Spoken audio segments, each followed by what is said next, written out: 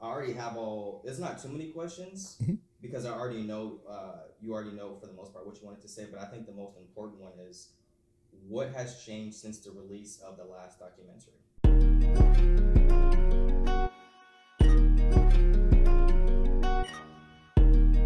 In 2000, EST, OCOEE. I'm tryna take it higher than I ever been. They like, hello, how you mix the music with the medicine?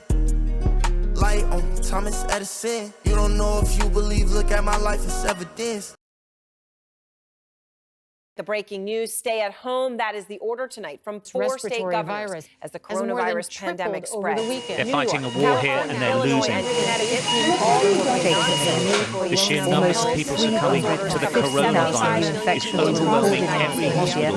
In the latest 24-hour period, and The staff are working flat out trying to keep these 2,767 people died. from deteriorating. to get the vaccines and really protect themselves because this is no joke. No one's seen COVID coming, and it was a changer.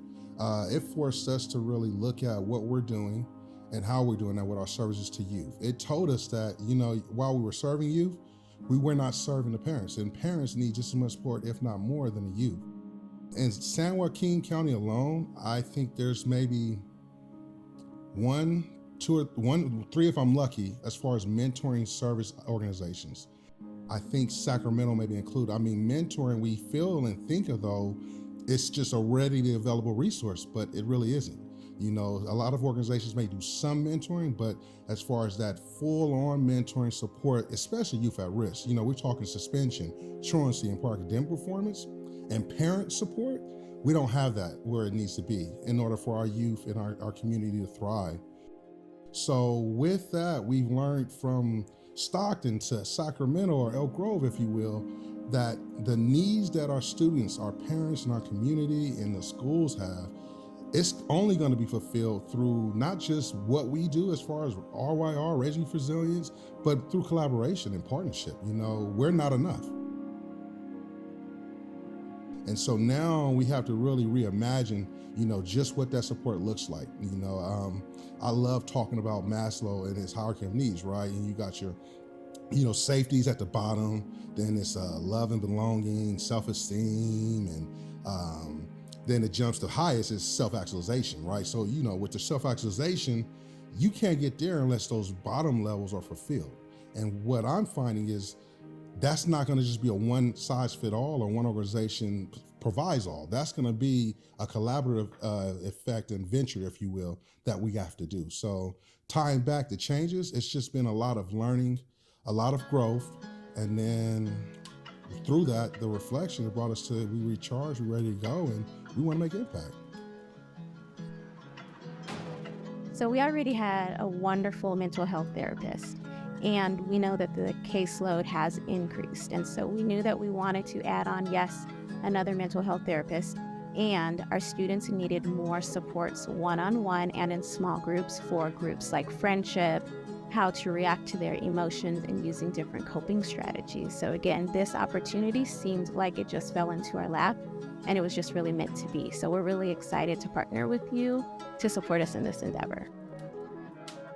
And so, as I shared earlier, with the partnerships and collaborations, instead of going into schools, we now have a partnership with Aspire. It's an interesting project. We actually have been awarded a two-year grant in an amount of $200,000 over the next 2 years. So over the next 2 years with Aspire, we'll actually be building out our program. But the beautiful thing about that is Aspire will be coming to South Stockton, and they're gonna have 2 campuses on one. So we have the opportunity now where we'll be able to grow and work with TK all the way through 12th grade. So we are actively working with this partnership to grow with our students, which in turn requires us to kind of reevaluate and kind of revamp our services so that it is conducive to that growth. I'm really excited to say that when I touched onto that Aspire campus and start working with a kindergarten or first grader, I have the opportunity now to continue building and say, hey, we're going to be supporting you through high school into college, because the big picture with RYR is it's not just support at that time, it's support from the time we meet you and interact and engage with you through college back into giving back to the community. So that snapshot of like your 12th grader working with an 8th grader, your 8th grader working with a 4th grader, a 4th grader putting on events and activities for, you know, your 1st, 2nd, and 3rd graders, and then reaching up and having your college seniors coming and supporting your 12th grade students. So it's at the point where we'll be able to kind of close a complete cycle, and I like to call it like an inverse cycle of situational poverty, right? Like that cycle of poverty that a lot of our families and students are born into. There's no way, real true service model that's able to reverse that. Now we're able to start saying, hey, here's how we reverse and counter that with, you know, hey, we want to make sure that you're on a path to go into college and or a career, or go in or into a career and or a college, but making sure that you ascend and reach the level of self-actualization so that you can reach back and then support your peers that's coming behind you, right? We always go and want to do what we've seen that has been done by someone that looks like us. When I started at Apex Academy, we had a pretty high suspension rate, and we implemented restorative practices probably in year 4 or 5 of my tenure here. And we started seeing a decrease in suspensions and an increase in student to student facilitating their own problem solving, if you will. And as an administration throughout Aspire, we decided to focus on student identity and really get to know families and what the needs of the families were. And as we evolved as a school, we started providing resources. We have a clothes closet now. We had a food pantry. We provide presents at Christmas and holiday baskets, and really try to help the entire family, not just so much what the kid needs here, but how can we help the whole family. As we look to the future and our new school site, we hope to have the same facility, to have a food pantry and clothes closets and offer wraparound services. I would love to have a dentist come visit kids that haven't had it yet. Provide vouchers for busing if we need it. So looking to help all the families that we can by servicing the entire Sierra Vista community. So overall, I would like to go back to over 20 years ago with Aspire Public Schools. Our mission was to open small, high-quality schools in areas that had the highest need.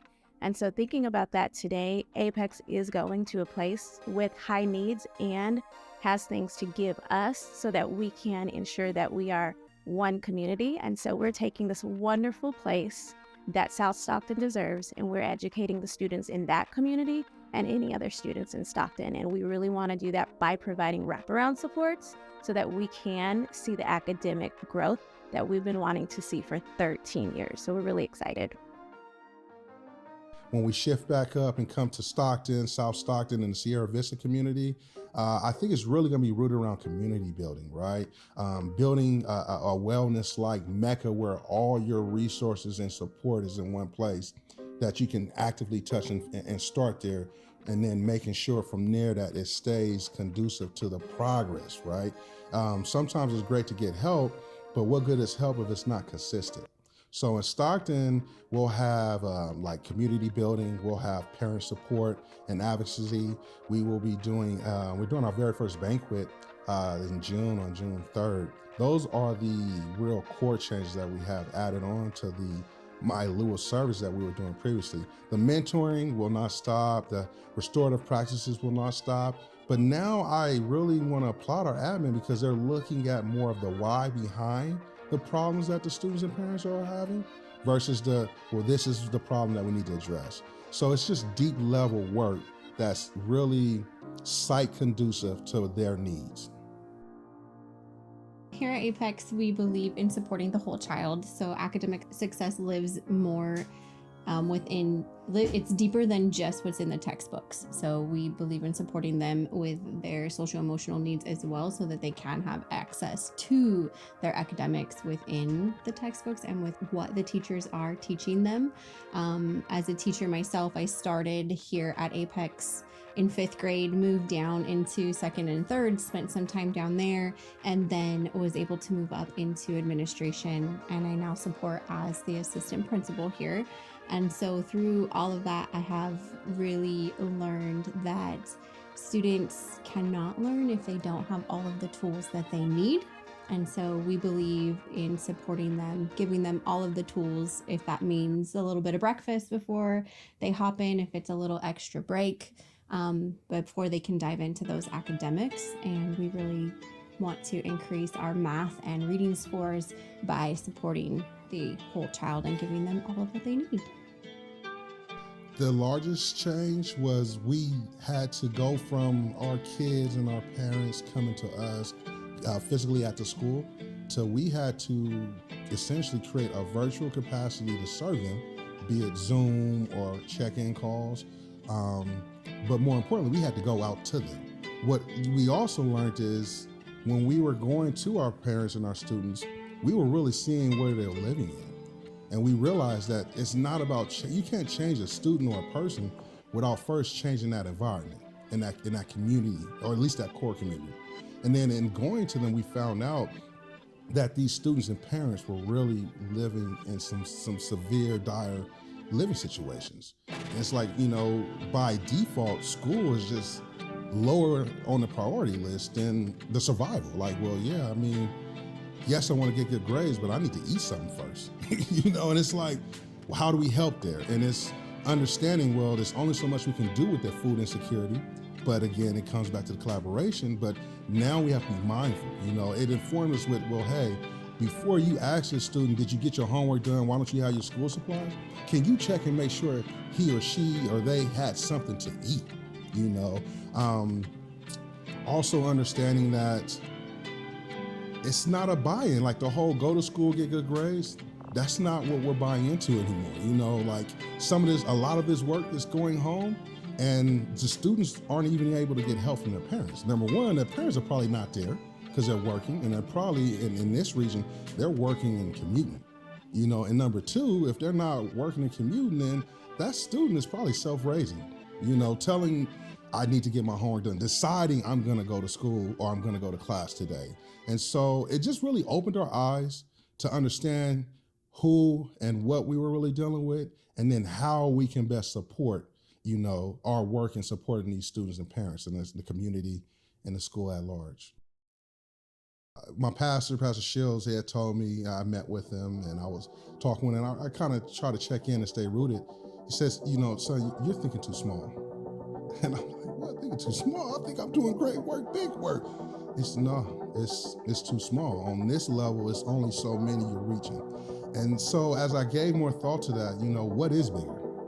And then I realized with the area we work in, suspension, truancy, academic performance, the African American Achievement Gap, this is a national problem. You could pick any district in this country, any state out of all 50, and they have a suspension problem. They have a truancy problem. I feel like now my job is to ensure that I have a bigger grasp, a reach. So we will be in Oakland, in the Bay Area, serving out there with the Oakland Unified School District. We'll be serving in South Stockton for Aspire, and we are actively talking on partnerships to have a national mentoring platform and model that we can empower our partners to kind of roll out and make sure that it's not just a Stockton or Sacramento or Oakland, but we reach Atlanta, Texas, and Vegas, and Ohio. So yeah, going national with this mentoring and really touching more than just those that are in front of us or those that we know need support. I love what we do because quite frankly, I was one of these kids. So maybe that's why I get it, but I got a spill in 7th grade. And I understand that at that time I had a need for mentor support, and I had a need to understand that I am a leader. So maybe the reason that I'm having such difficulty is because I'm trying to follow and fit in versus being the leader that God made me to be. So we're going more deeper into just full-on wraparound services. I love Aspire, man, that Principal Miss Lane, she's great. She wants to see a complete support of just like whole student support. So we're looking at wellness and how we can make sure that in that wellness center or that wellness area, all of the student needs are provided and met.